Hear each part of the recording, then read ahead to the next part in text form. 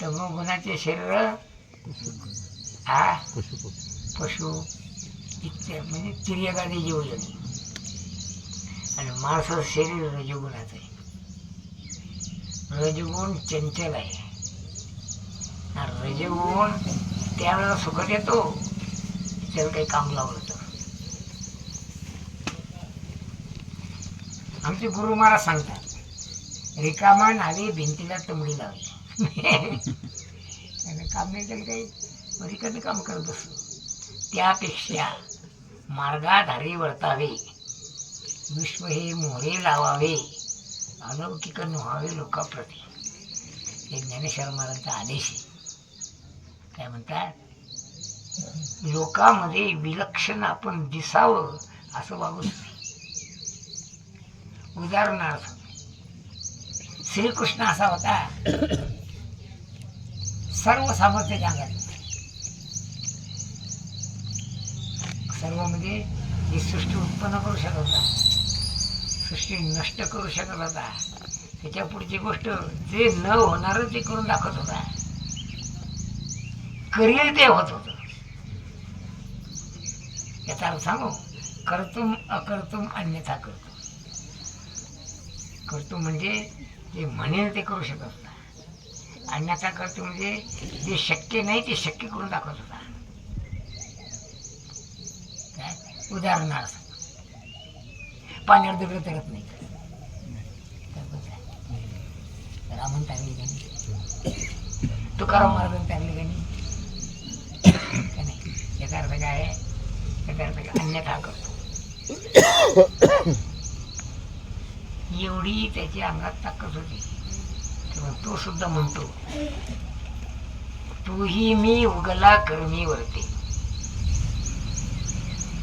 एक गोष्ट खरी आहे, काम करायचं मध्ये कटकट असते. ज्ञानेश्वर महाराजांच्या अभंगात आहे, लटपट खटखट कटपट असं काय. तेव्हा हे दोष टाळून जे केले जाते ते आत्यंतिक कल्याणाला कारणीभूत होते. कल्याण निरळ आणि आत्यंतिक कल्याण निरळ. आता यानं पोराचं लग्न करून गेलं, कल्याण केलं, पण आत्यंतिक कल्याण आहे काय, निर्बाध कल्याण नाही ते, कायमस्वरूपी नाही ते काय. पण आत्यंतिक कल्याण त्याला म्हणतात. तुकाराम महाराज अभंग आहे, बीज बाजून नाही केली पुन्हा नाही. सोयाबीन पेरत तू, माझा भाजायचं पेरायचं म्हणजे शेंगा उकडायचं काम नाही ना मग. काय आमचा एक गुरु भाऊ होता, तुमच्या ओळखीचा गणपत बुवा, त्यांनी पेरणीचे दिवस होते म्हणे, आमच्या घरी सगळे पेरायला गेले. काय मूर्ख लोक म्हणे, तुरी पेरतात पुन्हा त्याची डाळ करतात, त्या डाळच पेरली तर मग डाळीच उभं केली तरी पोरा पण त्या कोपऱ्यात पेरली डाळ उडवली कधी.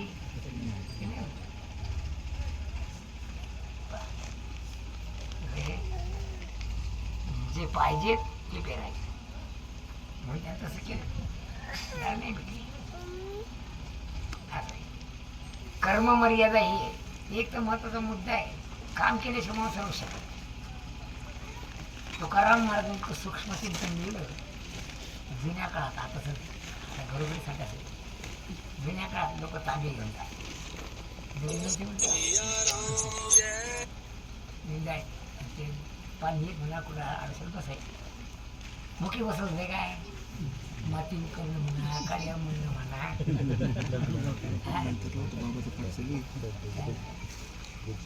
म्हणजे ती जागा काम करायची नाही तरी सुद्धा काम करतच होता. म्हणजे कर्म इतकं सूक्ष्म आहे, न करता माणूस राहू शकत नाही. गीता सांगते, नाही कश्चित क्षणमपि त्याप्रतिष्ठत्य कर्म करू. किंवा 18व्या अध्यायात लिहिलं, नाही देव होता आवश्यक म्हणतात तुम कर्मान्य शेषता. मग देवान पुरुष कर्माचा त्याग करू शकत नाही.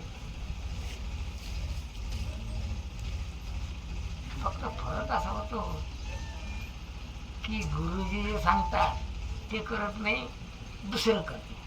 मी युद्ध करणार नाही. युद्ध करणार नाही.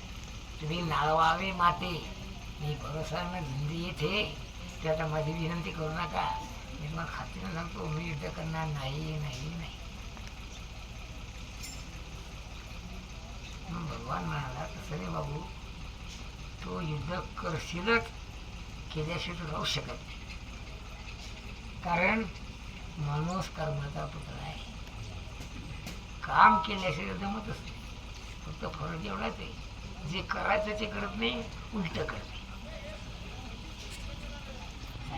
साधू संत या लोकांचं म्हणणं आहे, बिन बायकोचं राहू शकत नाही. मग आम्ही सांगतो ती पोरगी कर, दुसरी काय नको. कुल परंपरा, वंश परंपरा, जाती परंपरा त्यात पोचले जातात. काय म्हणजे अनादिकालापासून चालत आलेला सनातन स्वरूपाचा जो धर्म आहे त्याचं रक्षण केलं जाते. म्हणून तिला धर्म सहचारिणी म्हणतात. महाराजांनी धर्म सहचार्य म्हणते काय? कारण आपल्या घराचा कुळाचार काय, आपल्या जातीचा कुळाचार काय ते काय माहिती आहे. आता मी तुम्हाला सांगतो, आता नवीन पोरी निरज चतुर्थी सकाळी उठतच नाही. जुन्या बाया सकाळी उठायच्या, 4 वाजता आंघोळ व्हायच्या, अभ्यंगच नाही म्हणत. माहीतच नाही. देव नैवेद्य दाखवायला माहीतच नाही कोणाला, दाखवत नाही. भाग्यवान आहे.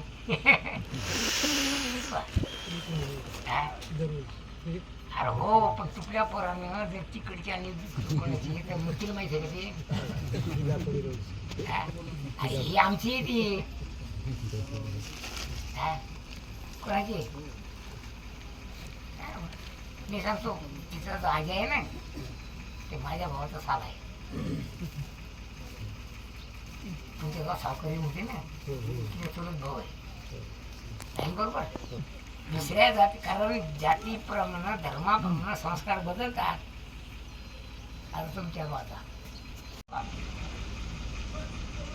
म्हणून आम्ही म्हणतो तू बायको केल्याशिवाय राहू शकत नाही. मग आम्ही म्हणतो ते कर. यात थोरांचा मान ठेवल्याचं पुण्य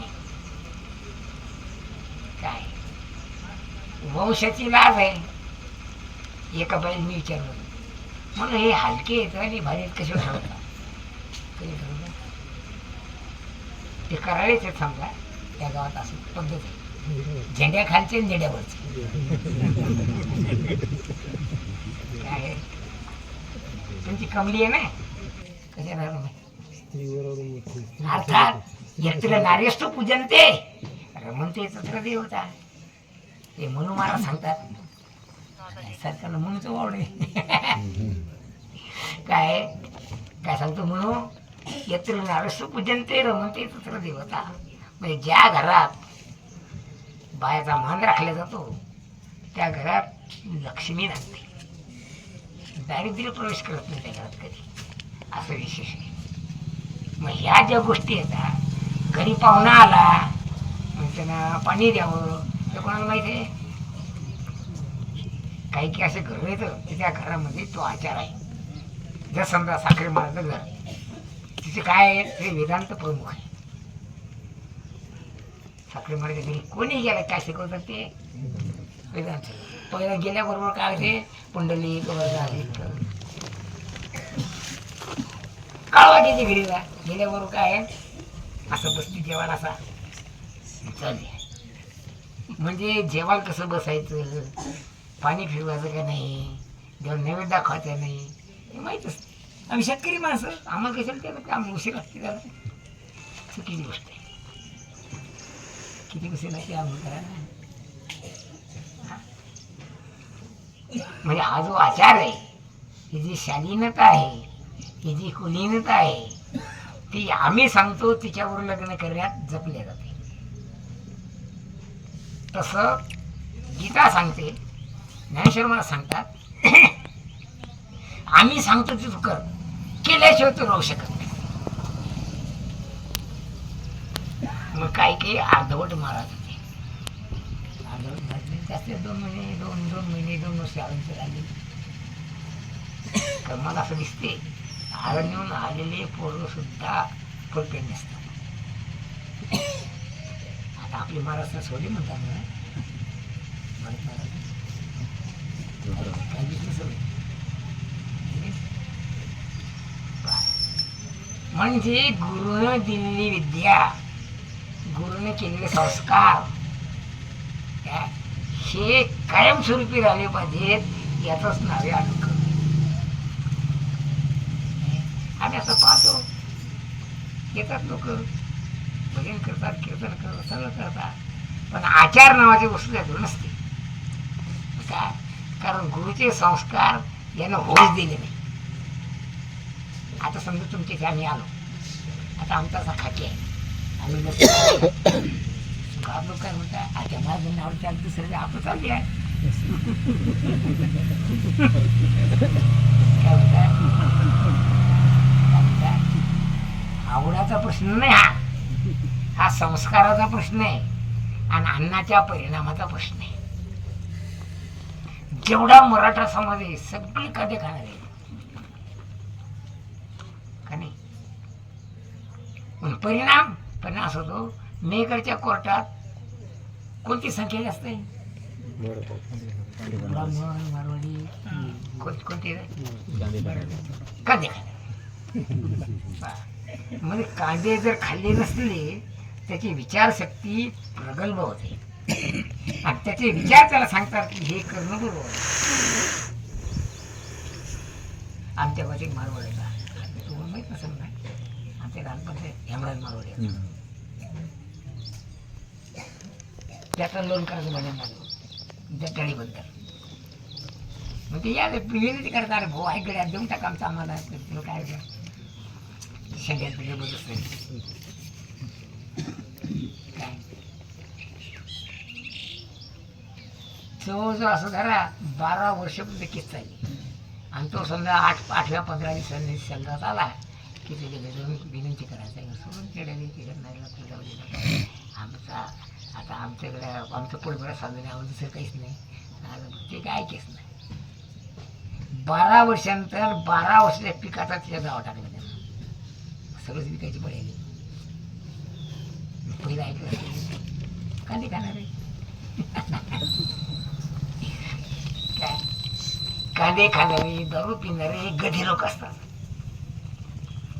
आहेत आमच्या दिंडीत काही समजा पहिल्या भावनेने आला की पांडुरंगाची बाजूला अर्पण करायची काय. पहिला महत्वाचा मुद्दा ज्ञानेश्वर महाराजांनी सुद्धा दिलं मग ते 17व्या अध्यायाने अन्नाचे परिणाम काय होतात. काय म्हणले की कांदे न खाता वागणारा माणूस, कांदे लसण न खाता वागणारा माणूस, त्याची बुद्धिमत्ता आणि याच्या बुद्धिमध्ये फरक काय असते. दृष्टांत दिला की साधा शुद्धीवर असलेला माणूस पण त्यांचं मद्यप्राशन केलं तर ती क्षणी माझेरा होय असं ज्ञानेश्वर महाराज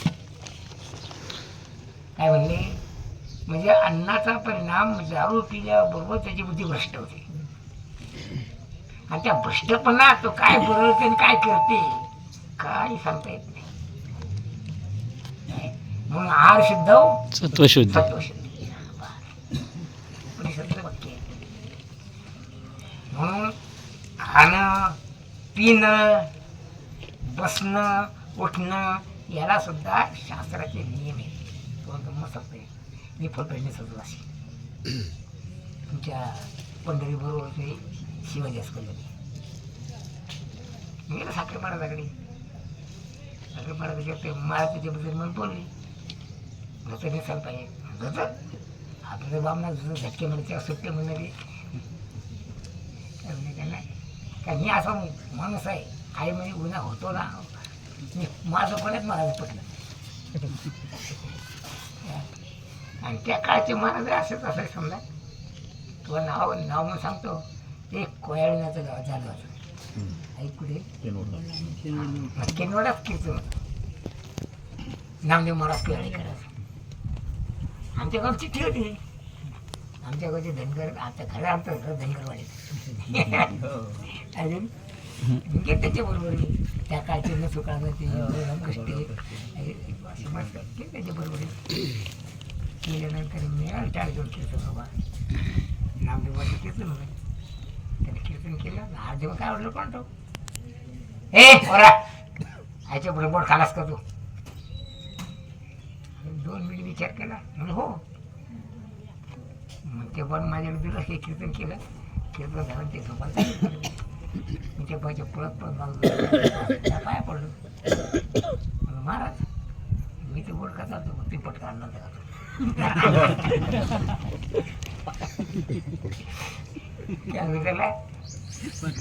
ते पटका आणलं ते म्हणे मग ते लोक मूर्खात कटोपे घालतात. आता मग त्याला किती असं समजे ना तरी मी 10 वर्ष होतो पंढरीवर बसवत मला महाराज महात्मा गांधी ओळखात होता. म्हणजे हे मूर्ख आहे का मग महात्मा गांधी तुकडे तर अशी लागली ती काल्याची कीर्तन आहे ना गोळ्याच्या वड्यात कीर्तन.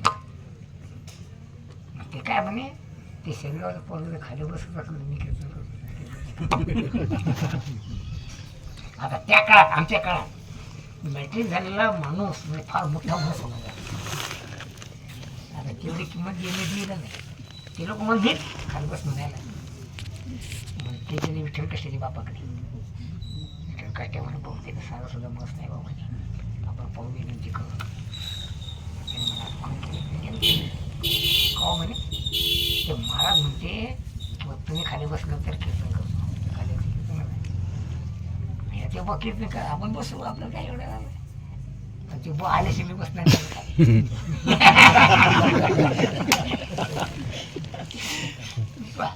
मग ते ब आला मग ते बा आलं मी काय केलं पाया पडून त्याच्यात पुढे बसलं टाळ ठेव कीर्तन नाही करत.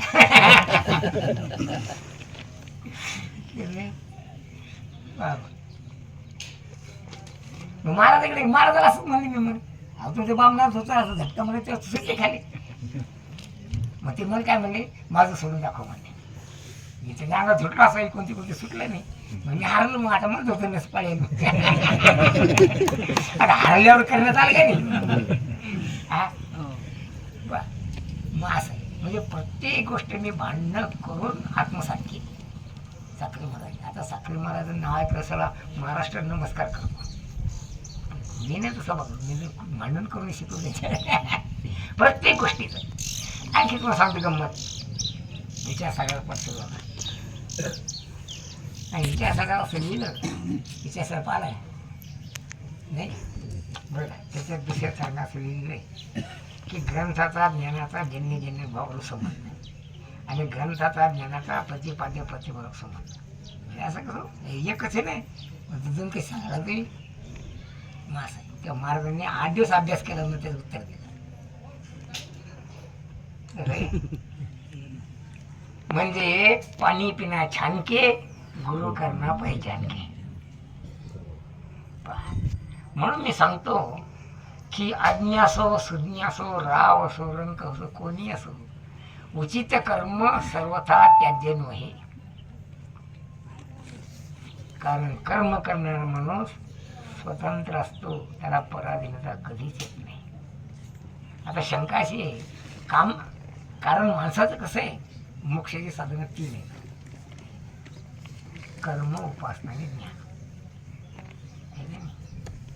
आता कर्म करायचं म्हणलं की तर कटकट आहेच का नाही. समजा आता तुमच्यावर रड गेली कशी गेली किती तास किती तास 6 तासाचे 300 रुपये आणि 2 तासाचे जर समजा 5000 भेटत असले तर काय मग ज्ञान चांगलं का कर्म चांगलं व्यावहारिक दृष्टीनं ज्ञान पैसा कमवायच्या दृष्टी तसंही ज्ञानच चांगलं. मग लोक काय म्हणले आपण ज्ञानीच होत चाललंय, कर्म कशाला करायचं? पण ज्ञानातून जर अर्थार्जन करण्याचा उद्देश ठेवला तर मग ज्ञानापेक्षा कर्म चांगलं. फार विचार करत नाही आता. पण आमचं म्हणणं हे आहे, कर्म, उपासना आणि ज्ञान या तिन्ही गोष्टी वेदानं सांगितल्या, गीतेनं सांगितलं. बघा, गीतेचा 3रा अध्याय कर्मप्रधान आहे आणि 4था अध्याय कर्म ब्रह्मार्पण योग आहे ना. 5वा अध्याय बराचसा भाग कर्माकडेच वळलेला आहे आणि शेवटचा भाग 6व्या अध्यायाकडे उपासनेकडे वळलेला आहे. म्हणजे वेदानं कर्म जास्त सांगितलं. म्हणजे वेदाचा जवळजवळ असं धरा अर्धा भाग कर्म प्रतिपादन करणार आहे आणि अर्ध्यातला अर्धा भाग नाही, 5% अर्ध्यातला 5% भाग उपासना सांगणार आहे आणि वेदाचा थोडासा असणार इतका भाग झाला ज्ञान सांगणार आहे. म्हणजे उपनिषद विभाग ज्ञानप्रधान, उपरी दशोपनिषदे ते उदारे ज्ञान मकरंदी आहे ना, ते ज्ञान सांगणार आहे.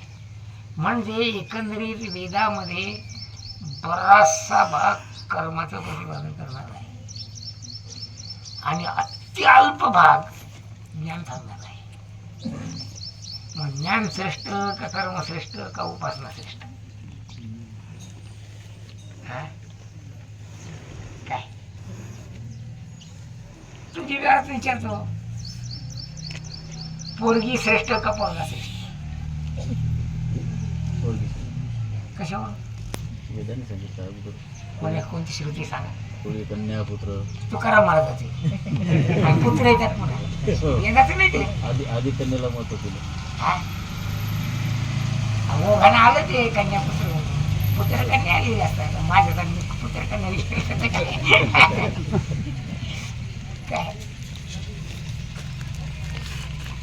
काय श्रेष्ठ कोणी, मुलगी का मुलगा? आपणही सांगितलं अगोदर, यत्र नारी पूज्यते. नारी सुपूजनते रमणते तत्र देवता. हो ना. मग श्रेष्ठ कोण आहे, मुलगा का मुलगी? मुलगी. नाही, बाजूचा प्रश्न नाही. उपयोगीचा जर विचार केला तर म्हातारपणी पोरगा पोसू शकतो, पोरगी पराधीन होते. नर तुला बापा घरात निघून जा, थांबून इथं काय करते का नाही, हे शिकवलेलं झालं. या बेटा हो या बेटी हो, पण तसं पाहिलं तर शरीराची पराधीन अवस्था झाली असता त्याला परिपोषण करायचं कार्य कोण करते? मुलगा काय स्त्री नारी, नारी म्हणजे ती तुझं पोरग होतं म्हणून ती आली. ती परत शेवटी ती परत तंत्रच आहे. ही गोष्ट खरी आहे की बाई घरात सासरा जीव घालणे न घालते. आता ही गोष्ट खरी आहे. हा डोंगरचा देव आहे तरी सुद्धा तिच्यावर आधिपत्य कोणाचं आहे? हा कोणाचं आहे? मग मुलगा बरा का मुलगी बरी?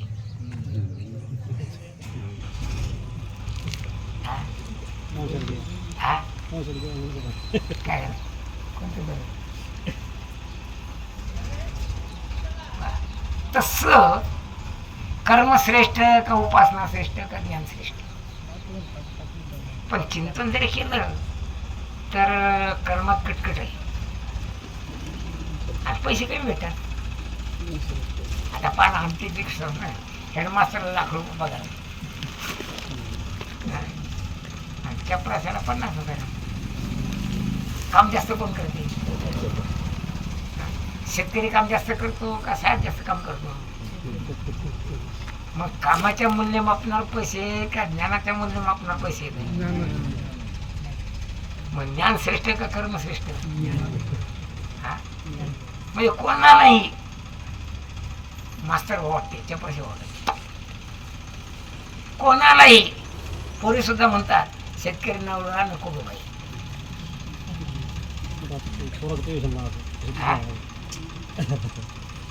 काय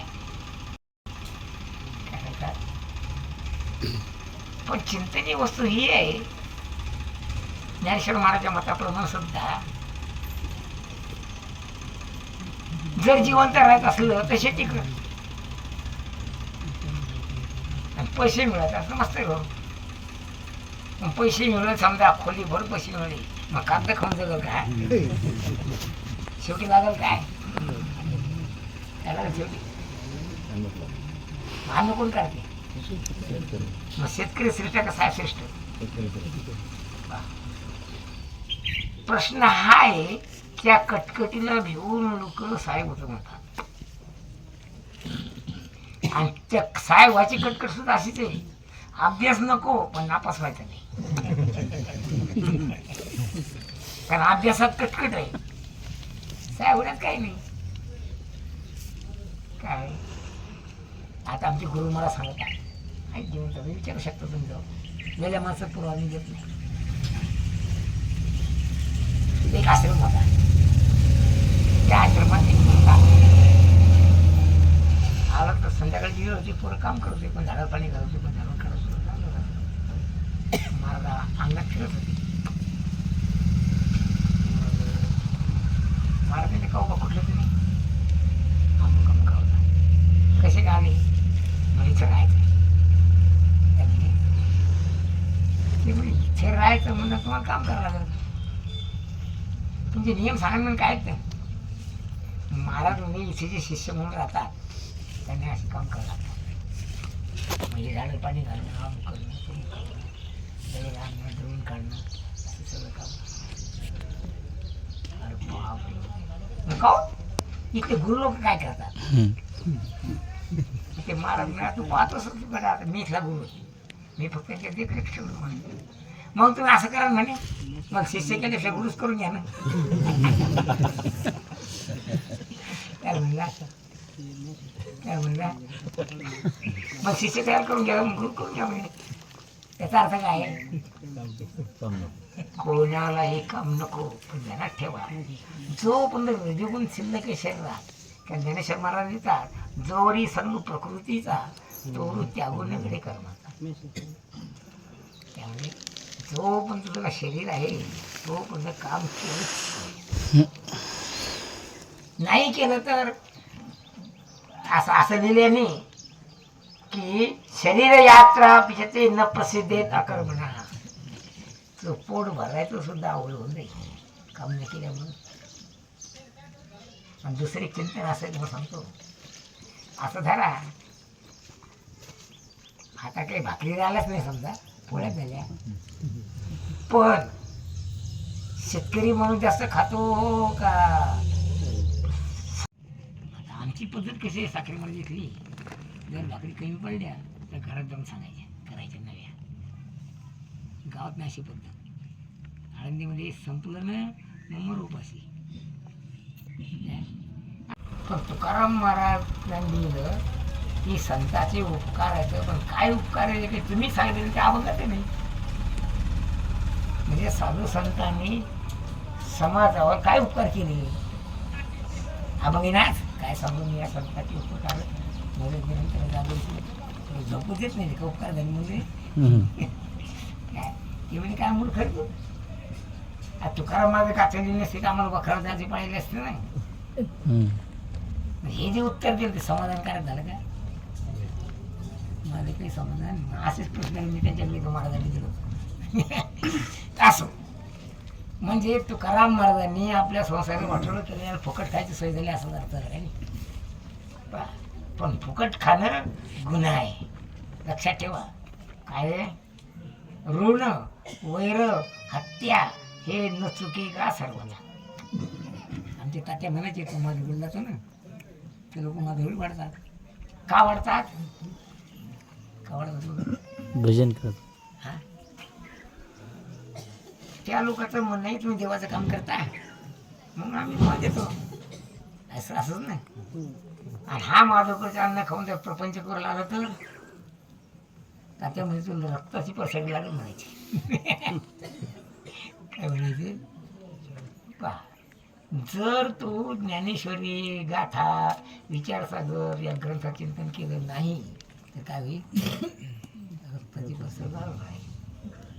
अर्थात त्यांनी जे तुम्हाला पोषलं त्यांचं ऋण तुमच्यावर झालं आणि ते ऋण परतफेड झाल्या विना ईश्वर त्याला मुक्त होऊ देत नाही. काय काय सांगतात, ऋण वैर हत्या हे तो न चुकेगा सर्वदा. दुसरी गोष्ट सांगतो, श्रीरामानं वालीला झाडाच्या आड लपून बाण मारला होता. कारण त्या वालीच्या गळ्यात कश्यपाची वरद माळा होती आणि त्या माळेचं महत्व असं होतं की पुढच्या शत्रूचं बळ अर्ध बळ याला भेटत. त्या वालीच्या समोर तुम्ही उभा राहिला तो विजय होणच नाही. असा योग आला की सुग्रीवाचा पक्ष जो रामा त्याच्या उडी दगाई पाडी आली. मग रामाचा अर्धबळ त्याला गेलं असलं, मग रामानं झाडाच्या आड लपून त्याला बाण मारला. काय मग तो डास त्याच्या मनात राहिला. तो म्हणला होता, रामाला तेव्हाच म्हणला होता, धर्मसंस्थापनार्थाय संभवामी युगे युगे. ही धर्मसंस्थापना झाला का खोटेपणा झाला?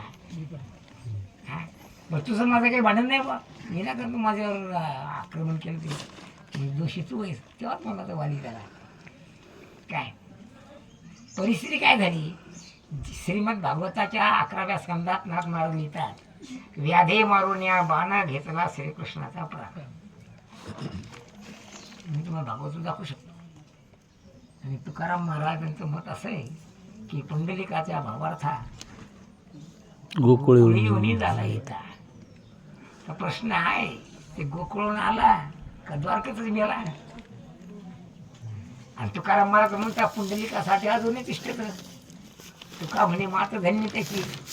आणि नामदेव महाराज चलिता युगी 28 वर माझा कोणी महाराज खर्च नाथ महाराज लिहिलं, 5 जण बाण मारून त्याचा जीव घातला. आणि वारकरी संप्रदाय लोक सांगतात तो अजून तिथे युगी 28 झाली तरी उभाच आहे. खरं कोणा समजा समजा नाथ महाराज आहे, एकनाथ महाराज आहे आपले ज्ञानेश्वर लिहितात ना, पुंडलिकाचा भावाचा गोकुळी झाला येता भक्ती प्रेमाचा घ्या घ्या आता म्हणून असे दोन्ही महाराज अहो तरी पुरुष आहेत आमच्यासाठी काही लिहितात म्हणण्याला असं असो. सगळ्यात महत्वाचा मुद्दा आहे की प्रत्येकानं काम केलं पाहिजे आणि वेळेवर केलं पाहिजे, बेशिस्त केलं ना पाहिजे. आपल्या कामापासून दुसऱ्या उपद्रव निर्माण ना झाला पाहिजे. कारण काम करणारा माणूस स्वतंत्र राहतो. असं झालं का कुठे? हो झालं म्हणजे. मग काय झालं? कर्म नैवे संसिद्धी मास्थित राजानं का दया. जनकासारखे राजसी लोक कर्मानेच संसिद्धीला प्राप्त झाले. तेव्हा आत्मसंसिद्धी प्राप्त होण्याकरता काम केलंच पाहिजे. कोणीही आपलं उचित कर्माचा त्याग करू नये. आमचे गुरु महाराज लिहितात, कर्मे करावी चांगू हा निरोप माझा. किती वाजले? मंडळी एक वर्धा